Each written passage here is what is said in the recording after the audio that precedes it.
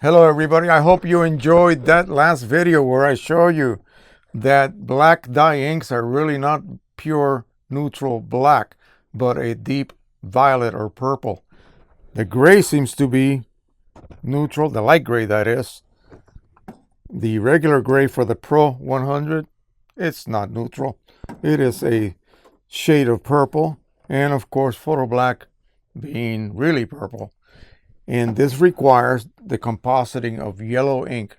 The print engine does that magic for you along with the ICC profile for whatever paper you're using, and you end up with a neutral shade of dark blacks, grays, middle tones, all the way across that gray scale. It'll be neutral, even though it does not start neutral. Magic, yes. Now, for your printer to print correctly, you better have 100% nozzle check. And on a Pro 1000, it's easy to see. On a Pro 100, Pro 10, Pro 1, easy to tell. Not so easy on a EPSON printer. Take a look. Can you see anything there?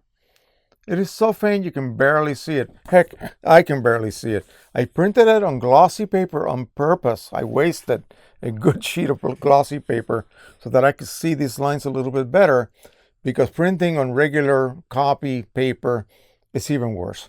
So I see yellow, and I need a loupe to really look at this and determine whether every one of these little steps has been represented.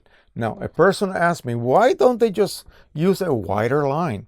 The reason is this. You're not going to believe how short this video is going to be, by the way, especially coming from me. Each line is like a little step series.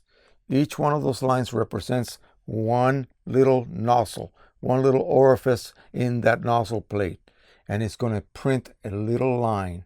So basically it is indicating what one nozzle is producing. It cannot be wide, folks.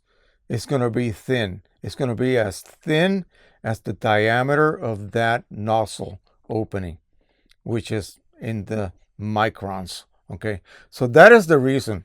So what you're going to look for, you want to use a loupe if it helps you to see better, and figure out if anything is missing. It should be a continuous stair step. All the little lines should be there, and then the next, and then the next, and then the next, until all of the nozzles, I don't know how many there are. I'm going to count this one day, but not tonight. And by the way, it also gives you some information right here when you print a nozzle check. It gives you the printer's firmware version as well. So that is it. Make sure that your printer produces 100% nozzle check, okay? And can you easily see it? Obviously not. Again, the reason being each nozzle opening is producing one fine single line. It's not like you're using a wide paintbrush. You're using a micron size paintbrush, imagine. So that is it for now. Make sure that you get your nozzle checks 100%. If it's not, run a cleaning cycle. I hadn't used this printer for a while, and I had to run a couple of cleaning cycles to get it to print 100%. And that is imperative if you want great results with your prints. All of your nozzles have to be firing. All right, that is it for now. I told you it was going to be short. Yep. By the way, I got some great drone videos coming up soon. I missed an opportunity when I was down in Colonial Beach. I should have shot some stuff down there, but it was just too crowded. Memorial Day weekend, it was just too crowded with people there. And I'm a little bit scared about flying around people. So again, that's why I missed out. And again, it would have been just beautiful down there. Anyway, too bad. Thank you so much. Don't forget to subscribe, share, and like. Happy printing, everybody. Bye-bye.